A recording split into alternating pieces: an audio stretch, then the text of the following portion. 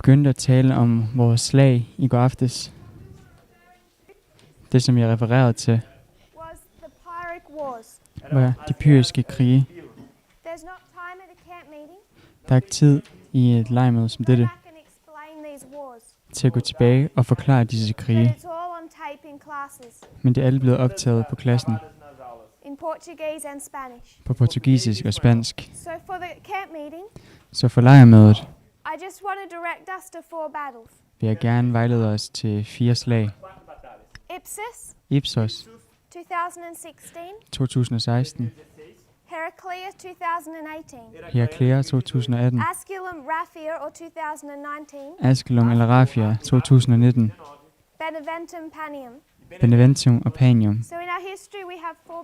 Så i vores historie der har vi 4 slag. Det første, som vi bør spørge os selv om, når vi bliver bevidste om, at vi har 4 i stedet for 2, det er, at hvis vi har 4, og 2 nu er fortid, og vi gerne vil vide, hvordan den her tredje ser ud, hvilket er Raphia, så for at forstå, hvordan den ser ud, så bør vi se på dem, som allerede er fortid, som var i 2016 og 2018.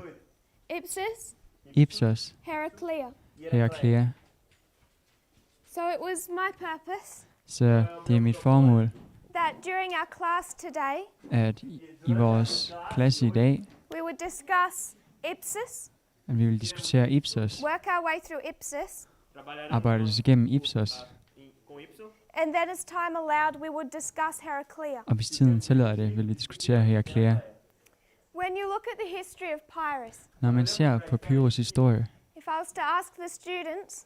jeg vil spørge studenterne, eleverne, hvad afgjorde slaget ved Ipsos?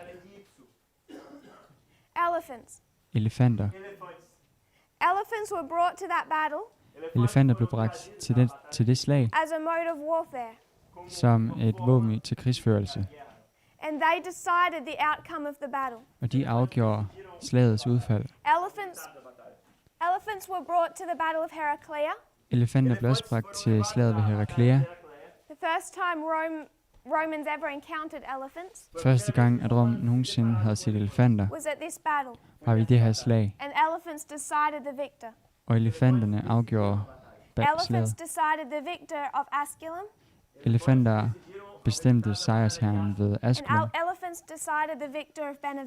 Og det samme i Beneventum. Vi har forstået, at i vores tid, at der vil vi se en ny form for krigsførelse. En ny måde at føre krig på. Så når vi kigger på de her slag, den her udvikling af krig mellem Norden og Syd, er den første ting, som vi behøver at notere os, at i 2016 ved Ipsos blev præcis den samme form for krigsførelse benyttet og afgjorde det slag, som det skete med Raphia. Så vi har en stærk logik til at vise, at når vi kigger tilbage på disse 2 slag, at Raphia derved også vil se ud på samme måde. For vi kan forbinde vores tråd og forstå, at hvis der er et nyt våben, så er vi nødt til at finde det i 2016. Så formålet i aften var at diskutere det slag. Vi diskuterede i går. Jeg blev stillet nogle spørgsmål.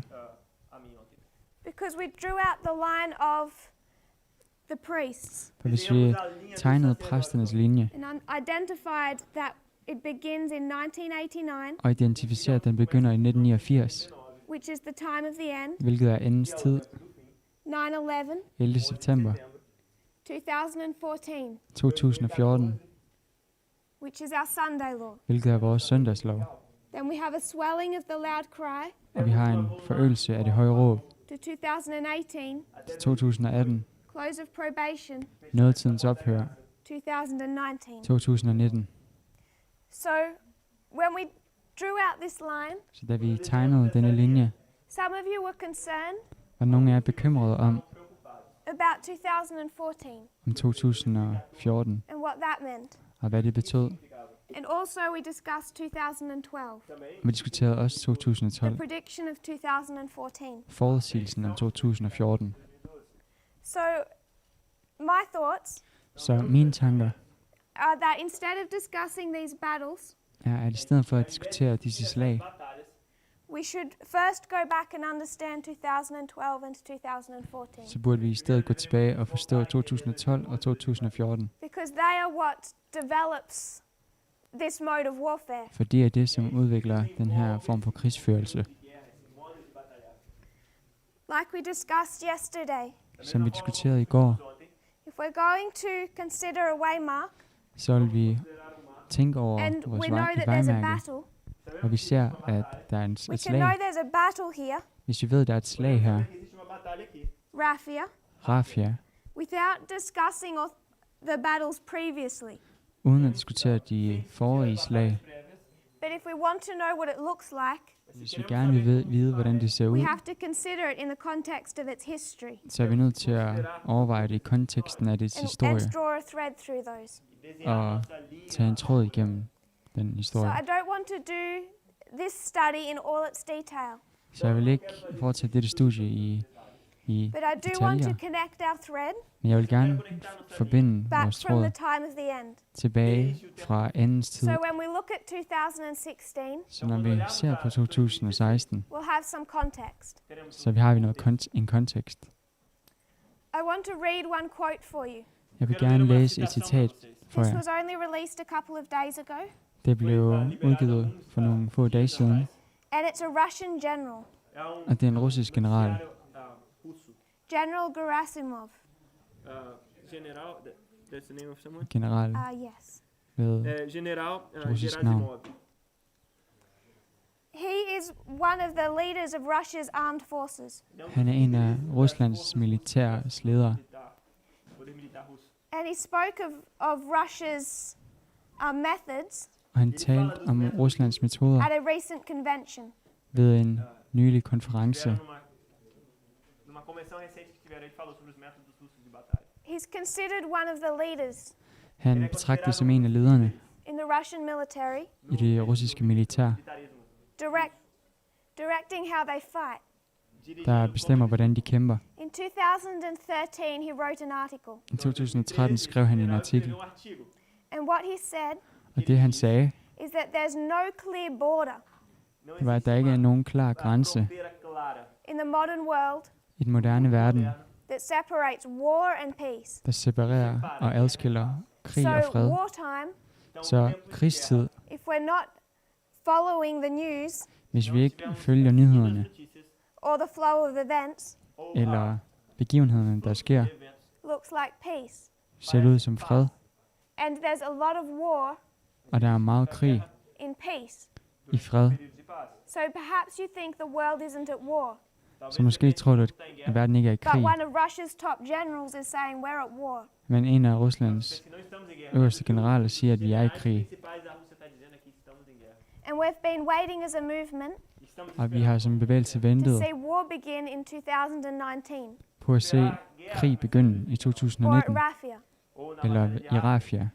And they're telling us Og de fortæller os, they're already at war. at de allerede er i krig. So we need to understand Så vi har brug for at forstå, what war looks like hvad krig ser ud som. when it's no Hvordan longer krig ser ud. separated from peacetime. At det ikke længere er adskilt af fredstider.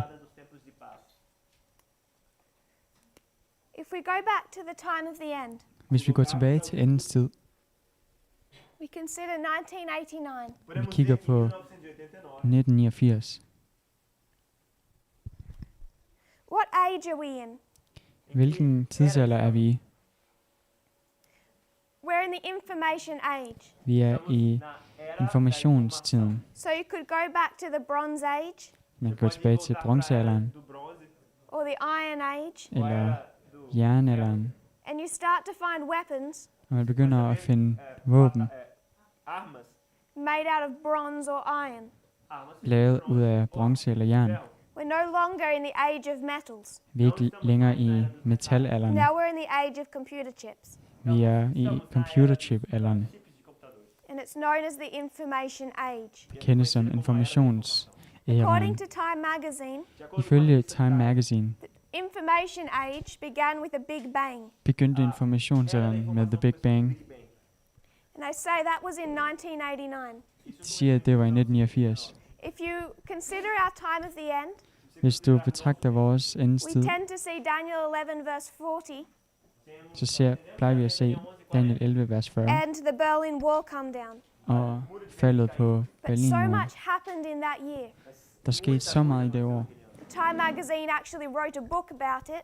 at Time Magazine faktisk udgav en bog om det. 20 years later in 2009, 20 år senere i 2009, they wrote a book de skrev en bog Escreveu um livro to explain 1 year for at forklare et år, because Time magazine recognized fordi Time Magazine anerkendte, that 1989 was a turning point at 1989 var et vendepunkt ponto de virada in the modern age. i den moderne tid. moderna. I'm wanting to Modernitid. pick up one major invention. Jeg vil gerne se på A en man stor called Tim opfindelse. Berners-Lee E quem fez foi Tim En mand Berners-Lee, invented the World Wide Web. que inventou opfandt The World Wide Web, global mundial. Is it not www? Internet. www. bedre kendt som It's not the internettet. internet. Eller det er ikke internettet. Não é internet. É, Det er ikke internettet, men The World Wide Web. how can you explain it? Or should I just translate the names? Wide Web. É www, que é World Wide Web. If you can, Entendeu isso? www. the internet A internet. was Internettet invented around 1969. opfindes omkring 1969. The internet Internettet is just connecting two computers together er blot at forbinde to computere, so they can talk to each other. så de kan tale med hinanden. They can connect. Eles se conectam. De kan But prior forbindes. to this invention, Men før denne opfindelse they spoke different languages. talte de forskellige sprog. There was no such thing as a web page, Der var ikke Existia uma noget página som en hjemmeside, no such thing as a search engine, ikke noget som en søgemaskine, ferramenta de pesquisa. and you couldn't easily share documents og man kunne ikke let dele dokumenter Fácil. or find Ou documents. encontrar eller finde dokumenter. So the internet Så internettet is kind of like just the structure. er lidt ligesom strukturen. You could picture it. the language is www. Yes. The language is that of the World Wide Web. Então a linguagem Sproget mundial er det, som man www. kan sige er World Wide Web.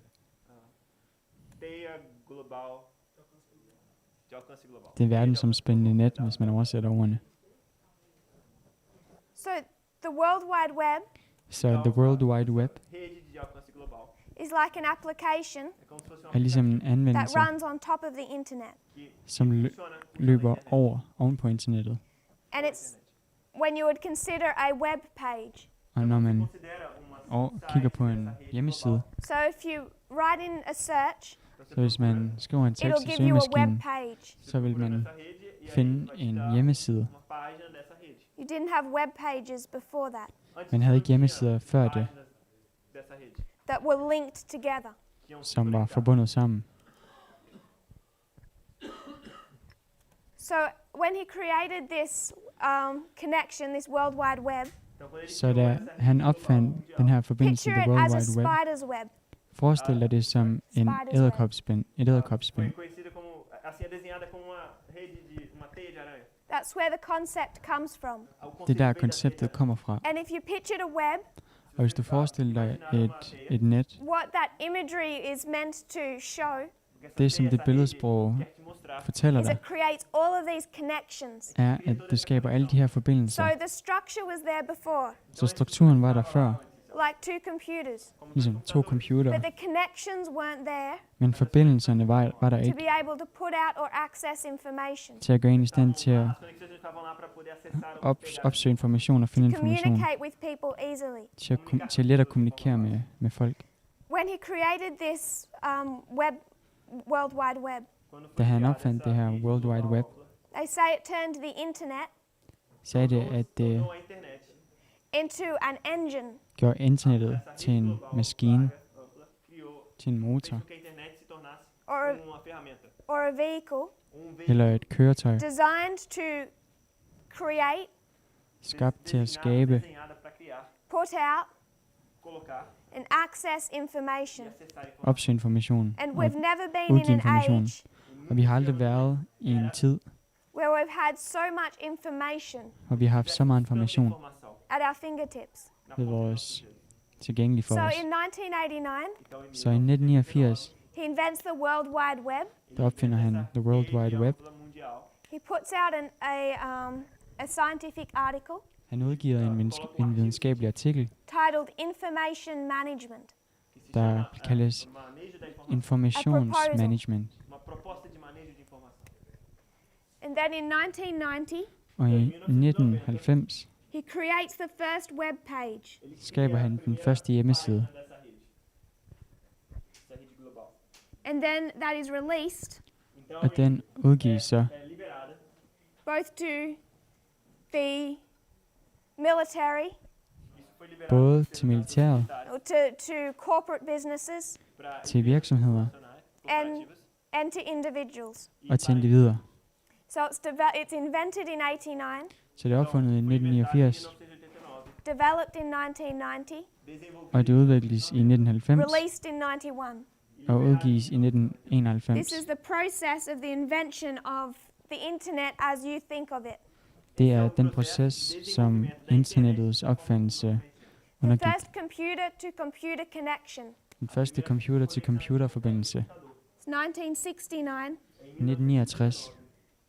It was known as ARPANET, Det blev kendt som ARPANET, and it was an invention of the US military. og det blev opfundet af USA's militær. do exército americano. What we're tracing A gente Det, som vi sporer, traçando is the development of our mode of warfare, er vores udviklingen af vores form for connecting it through krigsførelse. our waymarks.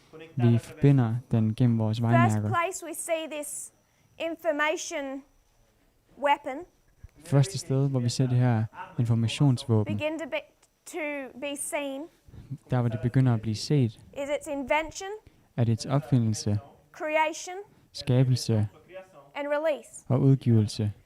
These are the 2 years Dette er de 2 that we år, call our increase of knowledge som kaldes vores forøgelse, that we refer som vi to kaldes til vores internally. forøgelse af viden, som vi refererer internt til, As Daniel 11 verse 40 is opened up.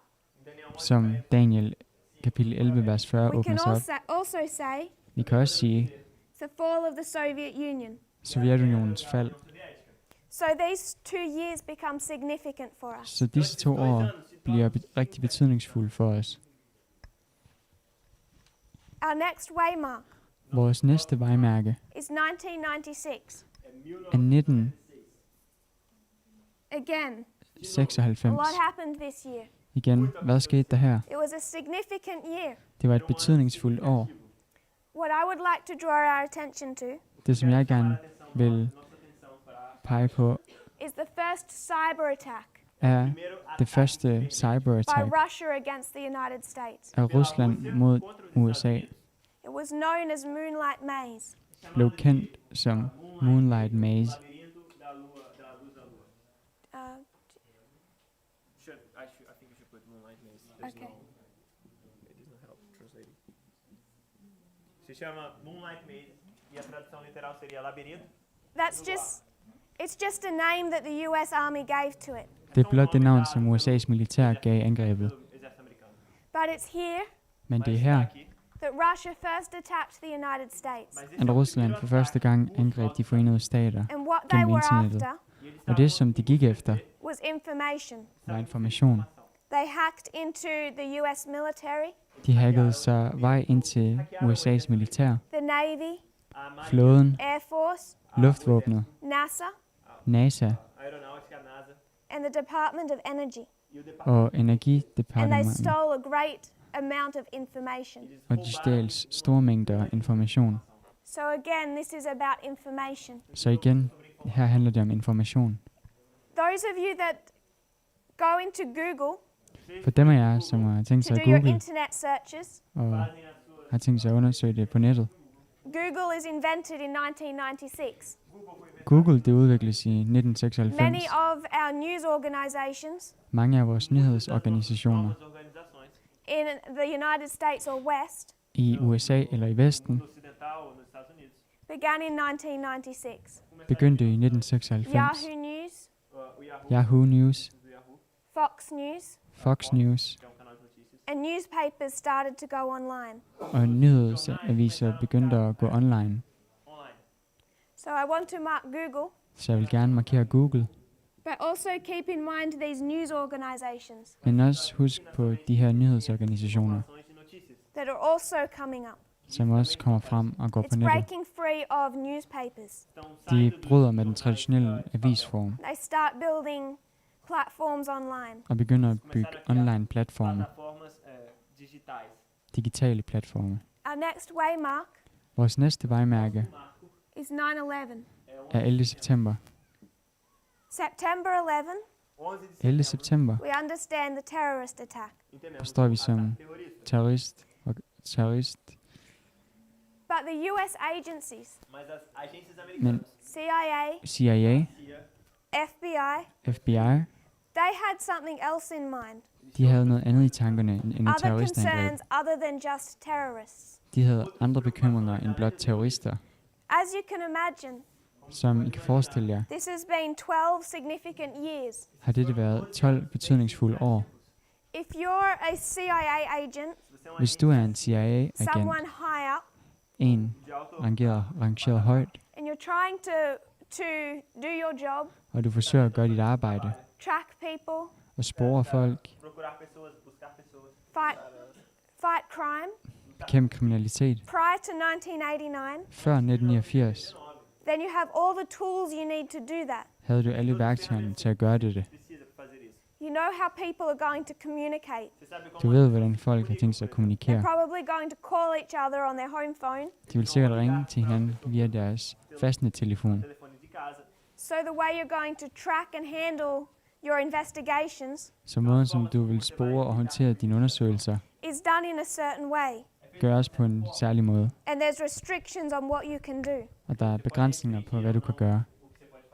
But as the internet begins to be turned into this information engine, Men som internettet gøres til den her store informationsmaskine, Nessa ferramenta de informação. all of a sudden people are communicating in ways kommunikerer folk lige pludselig Começaram a se comunicar de formas que that you can't access. på måder, som du ikke har adgang So til. now if you're trying to track a suspect, Så hvis du nu forsøger at procuraram suspeitos. spore en they're mistænkt, not going to call on their home phone. vil de ikke længere ringe til hinanden via deres fastnettelefon. Casa. They might write an email. Podem mandar De vil måske skrive en And if e-mail, you belong to the CIA og hvis du tilhører or CIA the FBI, eller FBI, you have no way of hacking into their emails. har du ikke nogen måde, du kan hacke dig ind i deres e-mails, prior bryde ind i to deres 9/11, e-mails. Så før 11. september These agencies were trying to get the government forsøgte de her agenturer at gå ind to til, bring in laws de forsøgte at få, allowing them regeringen to til at access the skabe love, information som gav dem mulighed for at få that indblik i people were now informationen, putting into the World Wide Web. som folk nu indsat i the World Wide Web, Dessa rede global. And the US government would not let them. og den amerikanske regering ville ikke tillade dette. So people are putting out all of this information Então as pessoas estavam Så folk colocando toda essa kom ud med al den her onto information, the internet. dentro som da de putter ud i internettet. Personal information, Personlig information, emails, e-mails, chat groups, chatgrupper, grupos de conversa, and also cell phones. men også telefoner. celulares, números de celulares. All of these new inventions, Todas essas Alle de her nye opfindelser, these agencies could not access. kunne de her agenturer ikke få adgang til. conseguiam But when acessar. 9/11 happened, Men da der 11. september these laws skete, that they were trying to bring in this history Essas leis que eles estavam de her ting, som de forsøgte at få ind i den her because historie. people were so afraid, Fordi folk var så bange, all of a sudden the government allowed them to bring in. tillod regeringen dem lige pludselig at få de her nye tiltag And indført. those surveillance laws Og de overvågningslove were all wrapped up into one package blev alle sat sammen i en pakke, that's known as the Patriot Act. der kendes som The Patriot What the Act. Patriot Act is Det som Patriot Act det er a method or a government act det er en lov fra that regeringen, allows their agencies der tillader regeringens to access agenturer the information at få adgang til information, that is put onto the internet. som A informação colocada na internet. It placeres has ud i everything to internettet. do with this information age and the World Wide Web. Det har alt at gøre med den her informationstid og The World Wide Web. Na rede global. George Bush signed it into law George Bush underskrev loven Bush assinou essa lei in October, i oktober, the month after the terrorist attacks. et måned efter terroristangrebet, ataques terroristas. And he said that the laws they had currently og han sagde, at de nuværende love, som de havde, Naquele momento, were written in the days era blev foram escritos formet i dage, when you would have one of those phones where you had to turn the, hvor man havde en af de gamle telefoner, man skulle skrue på for at ringe til hinanden. and he said the Patriot Act Og han sagde, at The Patriot Act, that he was signing that day som han underskrev den dag, was with the purpose of allowing surveillance var med det formål at tillade overvågning on all communications på alle kommunikationer, that had recently been developed. que estavam som under den seneste tid havde udviklet sig. He says that surveillance of these communications Han sagde, at overvågningen af de her kommunikationer is an essential tool er et essentielt værktøj to pursue and stop terrorism. for at efterfølge og stoppe terrorisme, But it's hardly at all being used on terrorists. men det bruges sjældent, næsten aldrig på terrorister. contra terroristas. It was used on everything they needed, every investigation. Den blev brugt til alt det, de havde brug for. Enhver undersøgelse, ikke blot terroristundersøgelser. Esse ato patriótico para rastrear quem quer que eles quisessem pesquisar. Terrorism became the excuse Terrorisme blev nu til undskyldning to allow mass surveillance for at tillade masseovervågning Permitir a vigilância massiva do povo. of the private communication of the American people.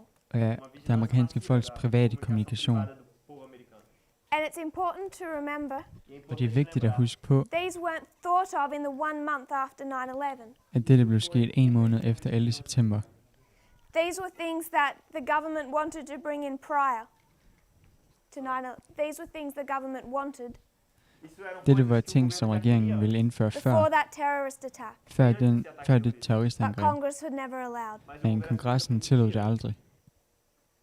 What the Patriot Act does Det som The Patriot Act det gør, is den allow gør, government surveillance det er at tillade regeringen at overvåge into your internet searches, de internetsøgninger, emails, e-mails, video or voice messages, video eller mensagens de voz, lydbeskeder, photos, fotos, stored Billeder. data, opbevaret data, guardada, social networks. sociale netværk.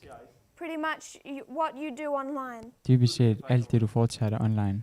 It was only meant to exist for about 4 or 5 years, Det var kun meningen, at det skulle eksistere i 4 til 5 år, por 4 a 5 anos também. and then it would expire. og så ville det udløbe. Expirar. So George Bush would have to continue to sign it Så George Bush O presidente skulle assinar blive nødt til at to allow blive it ved to med at continue. underskrive det, for at tillade, at det kunne So fortsætte. in 2006, Så i 2006 he signs the Patriot Act again. underskriver han den her The Patriot It Act igen, continues for another 4 years. der som fortsætter i endnu 4 år. So it's something that was not forever. Så det var ikke noget, der skulle være der for evigt. What the agencies then did after it was signed into law Det som agenturen så gør efter, at det blev underskrevet is som lov, decide to read it in a very vague way. det er, at de begynder at fortolke den her lov på en meget svag måde, uklar måde. Instead of using it to access the information Frem for at bruge det til at få adgang til information of the people that they were investigating, af det folk, som de undersøgte. what they did instead Det som de i stedet gjorde, was they had these supercomputers var, at de havde de her supercomputere, and they took in everyone's information. Og de samlede alles informationer. Every resident of the United States Enhver statsborger i USA had their records kept, havde deres historik opbevaret. their phone records, Deres telefonhistorik, all of their search history, al deres søgehistorik, all of that information. al den information. And this was top secret. Dette var tophemmeligt. The fact that they were collecting the information Det faktum, at de opsamlede al den information of their public af deres offentlighed, was never intended to be made known. var aldrig meningen, at nogen skulle kende til. Another date I want to mark En anden dato, jeg is gerne vil markere, 2004. er 2004. It's a waymark on our reform line, Det er et vejmærke på vores reformlinje, like the others. ligesom de andre. In 2004, I 2004 George Bush wanted to extend the Patriot Act ville George Bush gerne udvide The Patriot Act, to take it even further into breaking the Constitution. og føre det yderligere ud til at bryde grundloven. And this time, Og denne gang his own agencies blocked him. blokerer hans egen agentur ham. The FBI said this is unconstitutional. FBI sagde, at det her går imod Exactly grundloven. what he wanted to do isn't known. Præcis hvad han ville gøre, er stadig ukendt. All that is known Alt, der vides, is that two men from the FBI er, at 2 mænd fra FBI blocked the president blokerede præsidenten i from extending his power. at udvide hans magt. These two men Disse 2 mænd in 2004 i 2004 were James Comey var James Comey and Robert Mueller. og Robert Mueller. These two names we should know. Disse 2 navne bør vi kende til. If you don't know, please search for them. Hvis du ikke kender til dem, så søg venligst efter dem. Because they blocked George Bush For de blokerede George Bush 15 years ago 15 år siden from violating the Constitution. for at bryde grundloven. And they're the same two men Og det er de samme 2 mænd, who have been and are som har været og er attempting to restrain Donald Trump today. i gang med at forsøge at begrænse Donald James Trump i Comey dag. was fired, James Comey blev fyret, sparking an investigation into Donald Trump. der Investigation der satte gang i en undersøgelse af Donald Trump, that is headed by Robert Mueller. som ledes af Robert Mueller.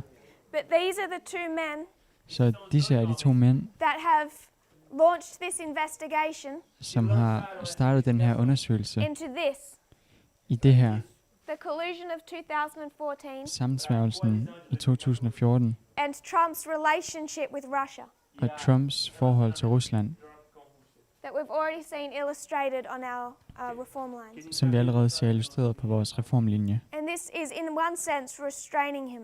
Og dette begrænser ham på en måde. And they were successful with George Bush. De var succesfulde med George Bush. It's questionable whether or not we know they're not going to be successful for long against Donald Trump. Vi ved, at de ikke vil være succesfulde ret One lang has tid med already Donald Trump. been fired. En af dem er allerede faldet, kan man sige, ved at han blev fyret. So we've discussed our reform line Så vi har diskuteret vores reformlinje up to 2004. frem til 2004. Where I next want to discuss Det næste, som jeg gerne vil have, vi diskuterer, is 2012 and 2014. er 2012 og 2014. What we're discussing Det, som vi diskuterer, is this information age er den her informationstid and the development og udviklingen of a new way of fighting. af den nye måde at føre krig på. The reason that we don't see a line drawn Grund til, at vi ikke ser en linje trukket between wartime and peacetime mellem krigstid og fredstid, is because war is fought in a different way now, skyldes, at krig føres på en anderledes måde i dag, on a different platform. på en anderledes platform. There are 5 different levels Der er 5 forskellige niveauer, of which you can fight war som man kan føre krig på. that have been developing over the centuries. De har været under udvikling gennem It's considered årtierne. that the first is land, Det første punkt betragtes som krig på land, sea, i havet, the air, i luften, outer space, i det ydre rum, like the space race, eller blot ude i rummet. and now is cyber or internet. Og nu er det cyber, eller gennem internettet. It's called the 5th platform, Det kaldes den 5. platform, and that has been developing og det har været under udvikling primarily since 1989. primært siden 1989. The invention of the World Wide Web unlocked that possibility Opfindelsen af The World Wide Web åbnede op for den her mulighed, that we see developing from the time of the end. som vi ser udvikle sig fra endens tid.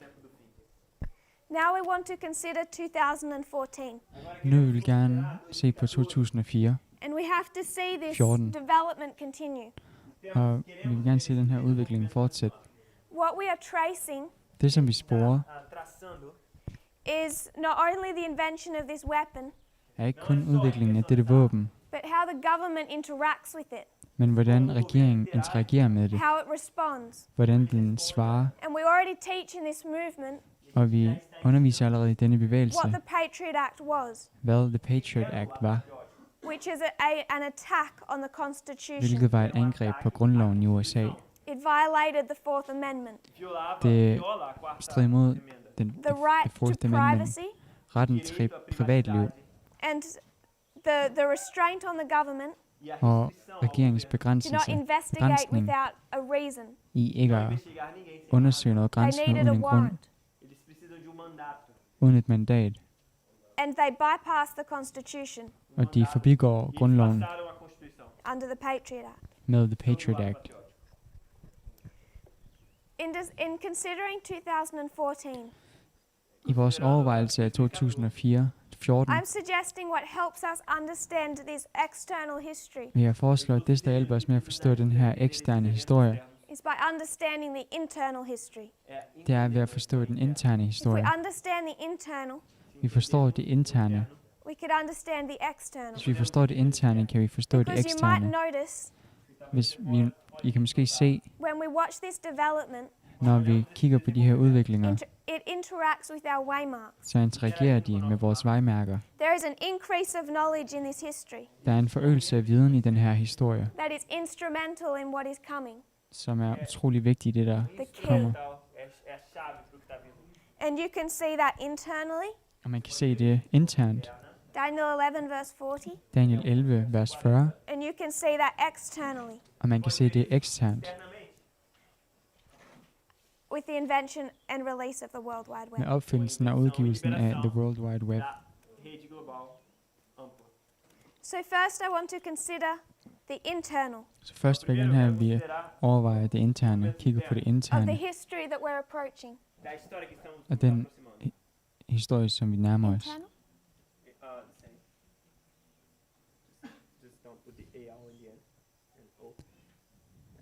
Intern. 2012, 2012, 2013, 2013, 2014. 2014. In 2012, I 2012 the message of time was opened up. bliver budskabet om tid åbnet op i England.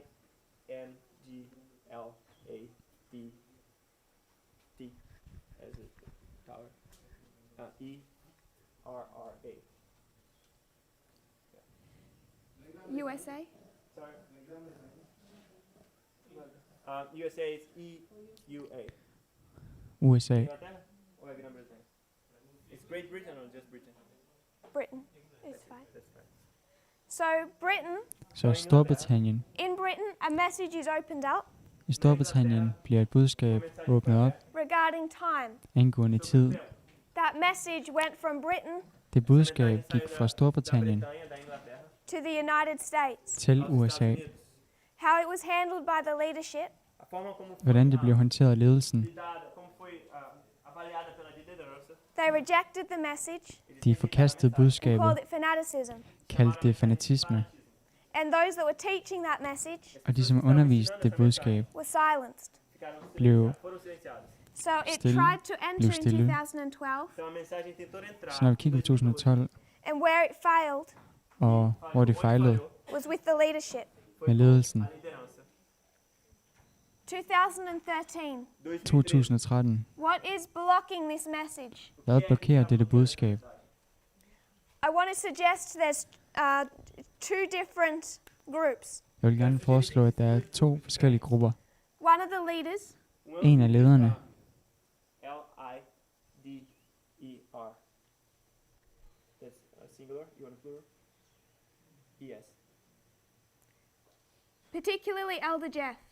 i særdeleshed ældre Jeff, So it's the leadership rejecting, så ledelsen forkaster it blocked it. og blokerer det. There's a second element, Der er et andet element, and that is that in 2013, og det er, at i 2013, we understand from other lines and already aware der forstår vi fra andre linjer, og vi allerede er bevidste om, that we begin to see the work of internal enemies at vi begynder at se arbejdet af de interne fjender, as this movement experienced its first shaking of that kind. hvor den her bevægelse også oplevede dens første rystelse This af is den path of slags, the just, som er Path of the Just, where it began to split hvor der begyndte at forekomme en splittelse i internal bevægelsen.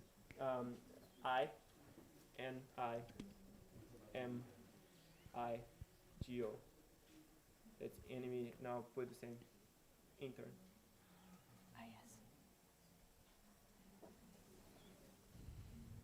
So we have internal enemies Så vores interne fjender warring against this message. bekriger dette budskab. At the same time, we see rejection På samme tid ser vi også forkastelse by the leadership, af ledelsen, who call it fanaticism.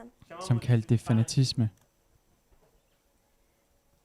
2014, 2014, this message, dette budskab, even though it's rejected, på trods af at det forkastes, it's projecting onto 2014 så fortsætter det i 2014 and saying there's Sunday law. og siger, at der er en søndagslov. So this has been identified as a waymark for us. Så dette er blevet identificeret som et vejmærke. And despite these enemies Og på trods af disse fjender to the message, over for budskabet, does it fail to do its job? fejler budskabet i at gøre det til arbejde. No.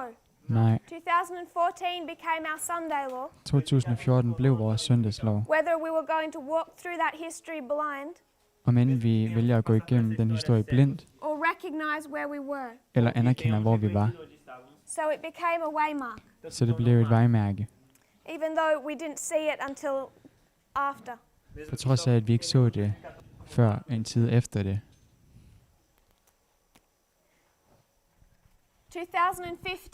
2015.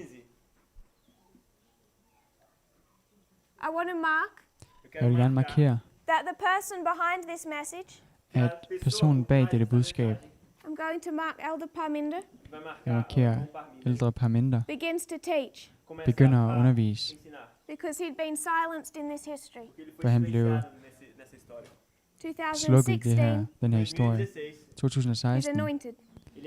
er han udvalgt og This salvet. is the internal history, Det er en intern historie, the development of one message. udviklingen af et budskab. Then I want to consider the external. Nu vil jeg gerne kigge på det eksterne. We've discussed 2001 and 2004. Vi har diskuteret 2001 og 2004. We've discussed 1989 to 91. Vi har diskuteret 1989 til 1991. And if you know American politics, Og hvis du kender til amerikansk politik, there's a pattern in this history. så er der et mønster i denne historie. Constitution is violated Grundloven, den at krænkes the Patriot Act. af The Patriot Act. We also have an alliance between church and state Vi har også en alliance mellem kirke og stat, that brought down the Soviet Union. som nedbragte Sovjetunionen. The pattern I want people to see Det mønster, som jeg ønsker, at folk ser, is that this is a Republican president er, at det her er en republikansk præsident, This is a Republican president. Det der er en republikansk præsident. The Democrat in this history Demokraten i denne historie doesn't play a part in that. spiller ikke en rolle i det. So it's a Republican president and a Republican president. Så det er en republikansk præsident og en republikansk When we præsident. come to 2014, Når vi kommer til 2014, what we need to see det som vi behøver at se, is a further development er en videre udvikling of the attack on the Constitution. af angrebet på grundloven. But there's a problem, Men der er et problem. is that the President of the United States Det er, at præsidenten af USA, trained as a Trænet. constitutional lawyer. han er trænet som en advokat af grundloven, And his campaign to be president og hans kampagne for at ran blive partly præsident, on the promise den forløb primært på løftet om, that he would have this Patriot Act removed. at han ville fjerne den her Patriot Act. So 2014, Så if you 2014, want to attack the Constitution, han vil gerne angribe grundloven, you have the wrong president. så har vi den forkerte præsident, Because it's a Republican and a Republican. for det er en republikaner og en And republikaner, it's going to be a Republican. så det kommer But til at you være en have a republikaner, problem with the leadership. hvor man har et problem med ledelsen. I want to go back to the time of the end Jeg vil gerne gå tilbage til endens tid to continue our story. og fortsætte vores historie. Something was developed also in 1989. Noget andet blev også udviklet i Something was 1989. developed. Então, algo foi desenvolvido também em 1989. So I don't want to go into the detail. Jeg vil ikke gå i detaljer. I would encourage you Jeg vil opfordre jer til to search for yourself at undersøge det selv and look into what this company does. og se, hvad det her firma det gør. I want to name a man. Jeg vil gerne If you would consider looking him up se på en mand, og I kan and eventuelt finding out se who ham, he is google ham og finde ud af, hvem and han what er he does. og hvad han gør. His name is Nigel Oakes. Hans navn er Nigel Oakes. In 1989, I 1989 he began a series of studies. begyndte han en række af This studier. is in London, England. Det der er i London, England. And what he's studying Det, som han studerer, is the dynamics of behavior. er adfærdsdynamikker. Do comportamento. What he's wanting to understand Det, han ønsker at forstå, is how we act, er, hvordan vi opfører os, why we act a certain way, hvorfor vi opfører os og gør på en bestemt and måde, how he can manipulate og hvordan han kan manipulere, what we do hvad vi gør, and what we think. og hvad vi tænker. It's the science of manipulation. Det er manipulationsvidenskab. Sinais de manipulação.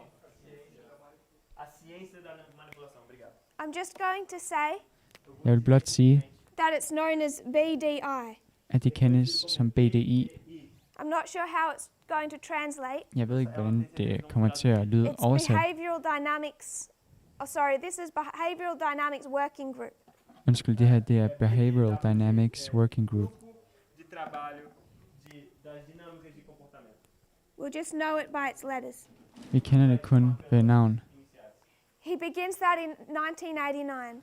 Han begynder det i 1989, 1989. And in 1990, og i 1990 he forms the Behavioral Dynamics Institute, or stifter BDI. han det, som kendes som Behavioral Dynamics Institute. O Instituto das dinâmicas do comportamento. In 1993, I 1993 Em 1993 foi criada outra coisa. Can I just rápido? BDI. Behavioral Dynamics Institute. Comportamento de dinâmica do Instituto de Jeg har et teknisk problem. so in this history, Så i denne historie he's doing all of this research foretager han al den her to undersøgelse try and understand how to manipulate behavior. for at forstå, hvordan han kan manipulere med vores opførsel. And his goal Og hans mål is once he learns how to manipulate det er, behavior, at når han lærer, hvordan han kan manipulere med vores he opførsel can og sell adfærd, those skills to different groups or people. så kan han sælge de evner til forskellige grupper og mennesker. And in 1993, Og i 1993 he establishes that company. etablerer han det firma og stifter det firma. It's known as SCL. Det er kendt som SCL. Strategic Communication Laboratory. Strategic Communication Laboratories. So a laboratory, Så et place you laboratorium, study et sted, hvor man studerer, how to communicate hvordan man kommunikerer with strategy, med strategi, with a purpose, med det formål to manipulate. at manipulere. In 1992, I 1992 he described the technique they were developing beskriver han den teknik, som de var ved at udvikle to a trade magazine. til et magasin, He said- handelsmagasin. He said, Han sagde, we use the same technique vi bruger den samme teknik as Aristotle som Aristoteles and Hitler. og Hitler. We appeal to people on an emotional level Vi appellerer til folk på et følelsesmæssigt grundlag, to get them to agree with us for at få dem til at blive enige med on os, a være enige functional med os level. på et funktionelt niveau.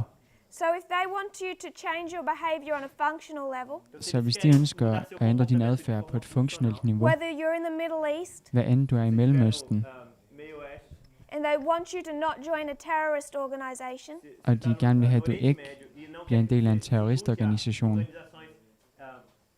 de vil forhindre or dig you're i in at blive South medlem. America Eller om du er i Sydamerika, and they want you to vote a certain way, og de gerne vil have, at du stemmer på en bestemt all måde. things they've gone and done, Alle ting, som de har gjort, they're using the same methods Aristotle and Hitler used. de bruger den samme metode, som Aristoteles og Hitler benyttede. And that is that using this new information system, Det er at ved at benytte den her nye informationssystem. they're studying De studerer, how to impact your emotions, hvordan de kan påvirke dine følelser manipulate you emotionally og manipulere med dine følelser in a way that will change your behavior. på en måde, som vil ændre din adfærd. After 1993, Efter 1993 they began working on military campaigns begynder de at arbejde på militærkampagner, and then onto election campaigns. og så begynder de at arbejde på They valgkampagner. would describe what they did, De vil beskrive det, som de gjorde, advertise, you could say, reklamere for det, kan man sige, by showing how they could change, manipulate people ved at vise, hvordan de kunne manipulere folk with information. via information. One of the demonstrations they gave, En af de demonstrationer og demoer, som de gav, if I was to make it about Brazil, hvis jeg skal få det til at handle om Brasilien. imagine Rio, Forestil jer Rio, that there is a terrible epidemic, at der er en forfærdelig epidemi, a plague. en plage. The government Regeringen would be worried vil være bekymret, that if everyone started leaving their homes and going to hospital, at hvis alle begyndte at forlade deres hjem og gå til hospitaler, that the plague would spread. at plagen derved vil sprede So sig. they need everyone to stay home, Så de har brug for, at alle bliver lock hjemme. themselves inside, De låser sig selv and inde, if people died, they died. og hvis folk de døde, så No døde one de. gets to hospital, Ingen kommer til på so the plague hospitalet, doesn't spread. så plagen ikke spreder sig. This is a Sygdommen simulation ikke they spreder did. sig.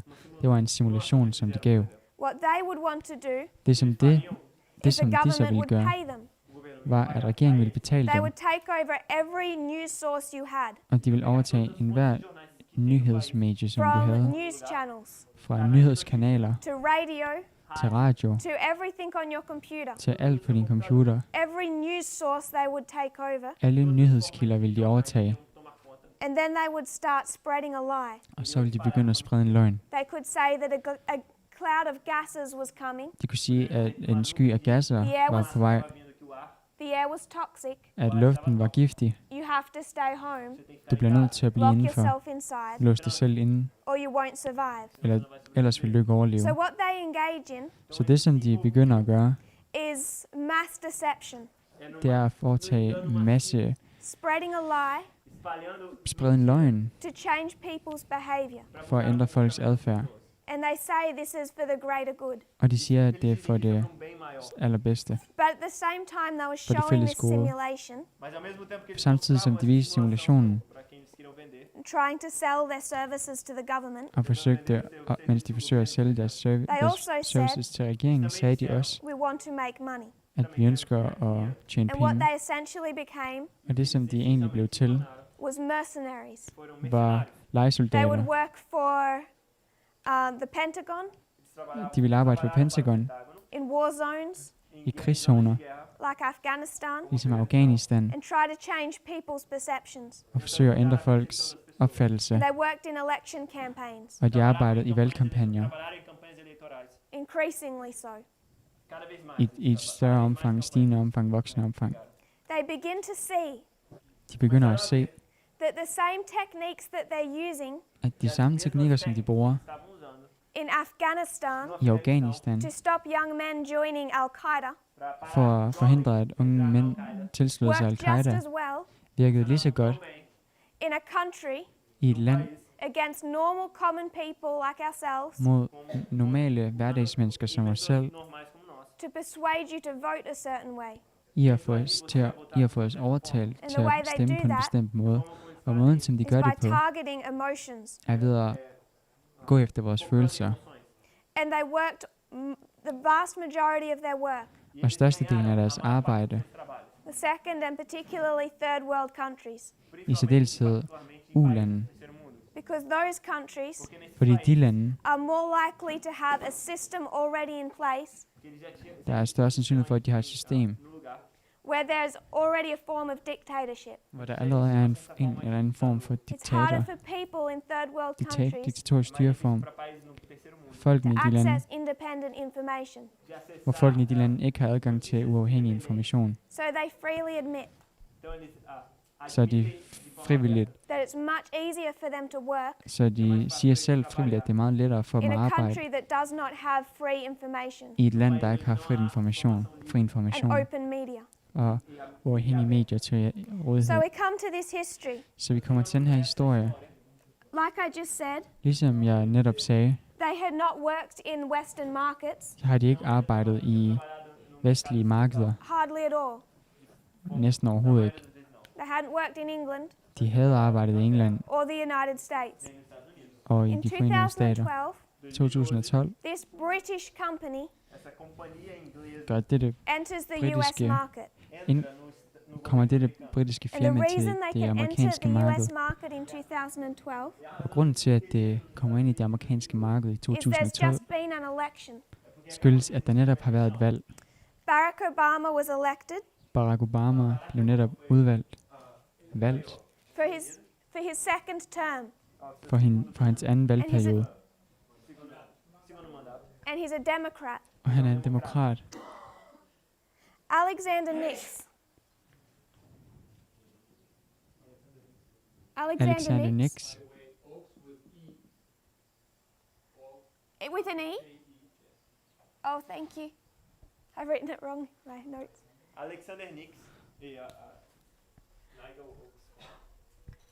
Alexander Nix. Alexander Nix worked for SCL. Arbejdede for SCL. I can't quite remember what position.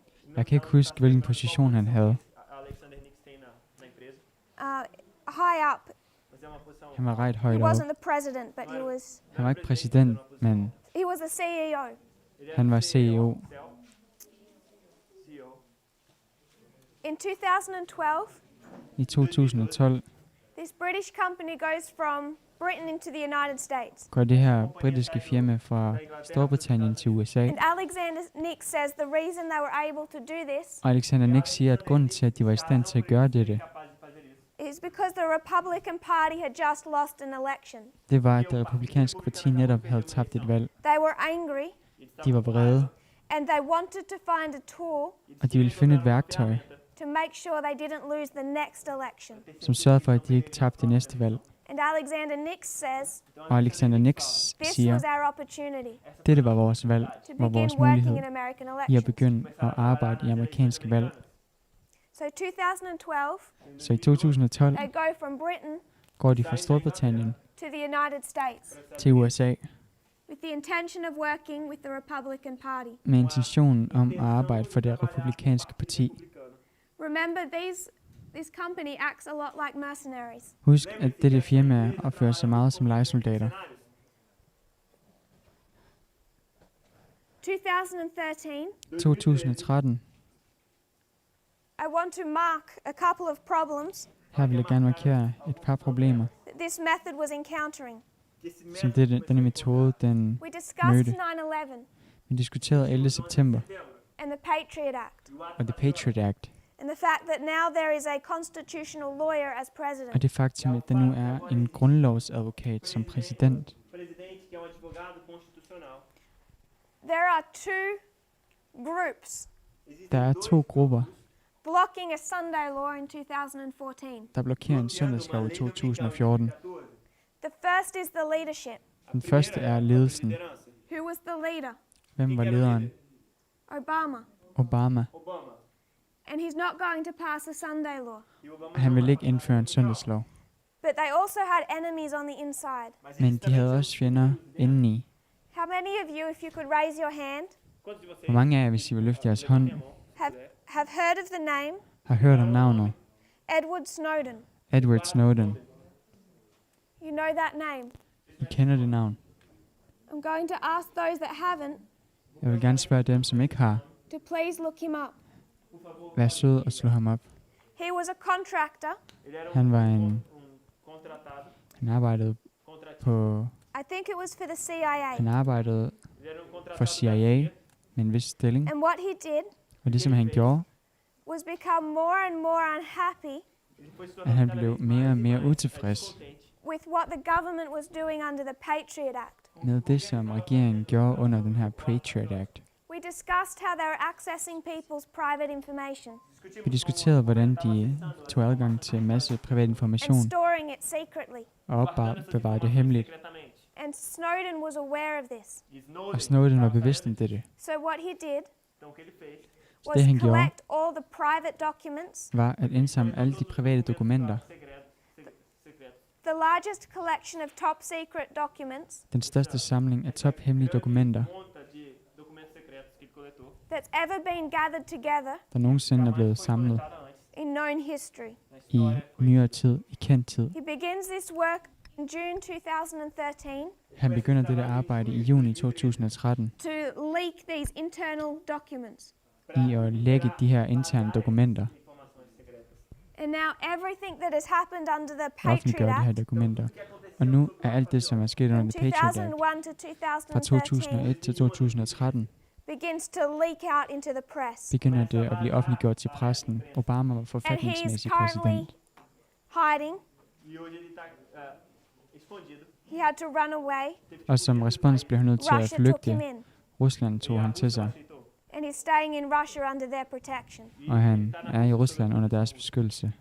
He begins this work in 2013, Han begynder dette arbejde i 2013, and the leaking continues to the end of May of 2014. og offentliggørelsen fortsætter indtil maj 2014. The documents he's leaking Dokumenterne, som han offentliggør, relate directly to the Patriot Act. relaterer direkte til The Patriot Act. So 2013, Så i 2013 we have leadership har vi ledelsen and internal enemies. og interne fjender. What began happening in this history Det, der begyndte at ske i denne historie, is the Patriot Act er, at The Patriot was Act due to be renewed again. skulle til at fornyes igen. Obama was required to sign it, Obama blev krævet at underskrive den extend it og udvide den for another 4 or 5 years, for 4 eller 5 år igen. partly due to his own party's problems with the Patriot Act, Delvis på grund af hans eget partis problemer med The Patriot Act. partly because of Snowden's influence. Delvis på grund af Snowdens indflydelse. Obama refused to continue the Patriot Act, Afslog Obama at fortsætte den her and he Patriot Act, began to wind it back. og han begyndte at rulle den tilbage. This began a war in Congress, Dette startede en krig i split kongressen, largely down party lines. og partierne var meget splittet. Stort The split mellem Democrats partierne. trying to have the Patriot Act repealed, Demokraterne, som forsøgte at fjerne the The Patriot Act. Republicans to have it continued Republikanerne, som gerne ville have or den even fortsatte, extended, eller endda forlænge den og udvide den. obviously with some grey areas in both parties. Selvfølgelig med nogle gråzoner i begge partier. And what Obama was trying to do Og det, som Obama forsøgte at gøre, was var, instead of closing the government, at i stedet for at lukke regeringen ned, closing the government, Fechar o governo. like some presidents do ligesom nogle præsidenter gør, when they can't get their way, når de ikke kan få deres vilje, Como eles querem. is he tried to compromise. var han forsøgt at indgå kompromiser. And in 2014, Og i 2014 what he's trying to do er det, som han forsøger at gøre, is come up with some type of plan at where the frem til en Patriot Act plan, is partly abolished, hvor The Patriot Act delvist but enough fjernes, of it remains men nogle dele af den bliver ved med at være that the der. Republicans will allow it to pass Congress. Så republikanerne vil tillade, at den går igennem kongressen. He fails to do that. Han fejler i det her He arbejde. writes a new act Han skriver en ny that lov, winds back the powers of the Patriot Act, som tilbagetrækker kræfterne og magterne af The Patriot Act. and the Republicans refuse to sign it. Og republikanerne afviser at underskrive den. He had a majority in the House. Han havde et flertal i So repræsentanternes hus, 2014 was his only opportunity så 2014 var den eneste mulighed to have it majorly restricted. for at få den 2015, afvist. there's a 2015 change. er der en ændring. The majority of the House is Republican. Størstedelen af repræsentanternes hus er republikanere. The result of that Resultatet af det is he's forced to continue the Patriot Act er, at han tvinges til at fortsætte The in Patriot Act most of its elements. på de fleste af A dens small elementer. part of it was abolished. En lille del af den blev fjernet. What was abolished Det, som was blev the fjernet, bulk collection of data, var den her which was masseindsamling the af data, main problem, som var det primære problem, really, that violated the Constitution. som egentlig stred imod grundloven So some part og of it is krænkede abolished. grundloven. Så en del af den bliver fjernet. But what was rewritten as the Freedom Act Den blev genskrevet som The Freedom Act was continued. og blev So fortsat. in this history Så i den her historie, of 13, 14, and 15, 2013, 14 og what 15, Obama is doing at det, som Obama gør, is trying to pull back the Patriot Act han forsøger at tilbagerulle The Patriot Act, as much as Congress will allow him to do. så meget som kongressen tillader ham at gøre. The compromise in the end Kompromiset i enden shows that the Patriot Act is restricted. viser, at The Patriot Act begrænses. There is no Sunday law, Der er ingen søndagslov, violation of the Constitution, en krænkelse af grundloven, occurring from the government, som der sker for regeringen because af. it is the government For det er regeringen, that's trying to defend the Constitution. der forsøger at forsvare grundloven. So if you want to see a message Så hvis man gerne vil se et or a budskab Sunday law eller en søndagslov, do a work der gør et arbejde in 2014, i 2014, it cannot come from the leadership. så kan det ikke komme fra ledelsen. It must come from outside the leadership. Den bliver nødt til at komme What we've been fra, tracking ikke fra ledelsen, men fra et andet sted af. is the rise of this new company. Det, som vi har sporet, er In den 2013, her nye firma, som kommer frem. I it meets a couple of 2013 men. møder de en gruppe I mænd. would like you to know their names. Jeg vil gerne have, at de kender deres We have navne. Steve Bannon. Jeg har Steve Bannon. Has everyone here heard of Steve Har Bannon? alle her hørt om Steve Bannon? Raise your hand if you haven't. Oh. Yes, who has not heard of Steve Bannon? Of anyone I've written on the board, Af alle dem, som jeg har skrevet på of tavlen, any name we've discussed tonight, ud af alle de navne, som vi har diskuteret i I would aften, suggest we have to know his name. vil jeg gerne forestå, at vi skal If you kende til hans don't, navn. Hvis du ikke gør Please det, find out. så vær venlig at finde ud af det. He single-handedly Han har på egen hånd organized the organiseret election of Donald Trump, Trumps valg, Brexit in England, Brexit i England, and through his full weight gennem hans, behind your current president, og han er en stor del af vægten bag den nuværende præsident. your president. Our president. Our election. Af Brasiliens præsident. Sorry. He's saying, can you say it again? Steve Bannon Steve Bannon organized the election of Donald Trump organiserede Trumps by valg taking over this company. ved at overtage dette firma. He took over, not SCL, Han overtog ikke SCL, but its American branch that began in 2012. men dets amerikanske forgrening, som begyndte i 2013, mener jeg, Cambridge Analytica. under navnet Cambridge Analytica. Please look both him up Så slå ham op, and this company of Cambridge Analytica. og dette firma, Cambridge Analytica. What spread from this company Det, der spredte sig fra dette firma, was a method of manipulating information var en måde at manipulere information på, that orchestrated Trump's election, som orkestrerede Trumps Brexit in valg, the UK, samt Brexit i Storbritannien. the same man behind it, Den samme mand bag dem planning to do what he's already orchestrated planlagde at gøre det, som han allerede har gjort, worldwide, globalt set, and put his full weight and support og satte sin fulde vægt og behind your støtte current president. bag Brasiliens nuværende præsident.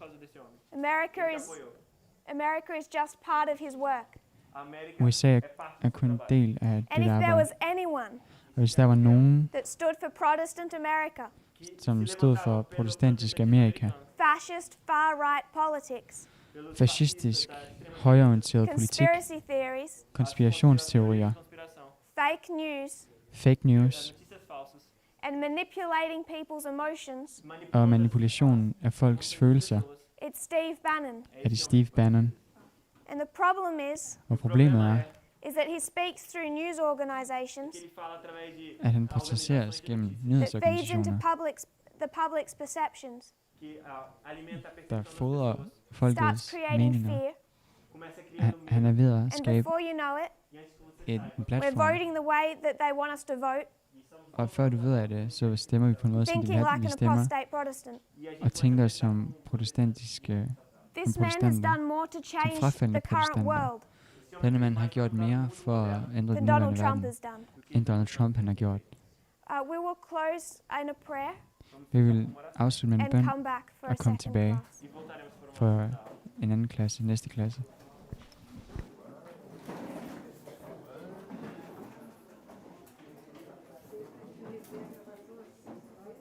Dear Father in heaven, Herre far i himlen, thank you, Lord, for our blessings. tak herre for vores velsignelser. Thank you for the good weather we've had.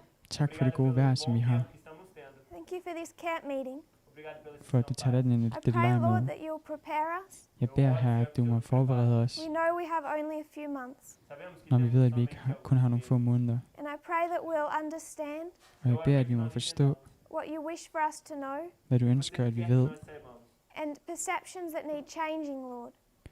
og idéer, som vi skal ændre herre, That we will both learn and unlearn så vi kan lære og frelære os, according to whatever you would require of us. ifølge hvad end du vil I kræve af pray os. this in Jesus' name. Det beder vi om i Jesu navn. Amen. Amen.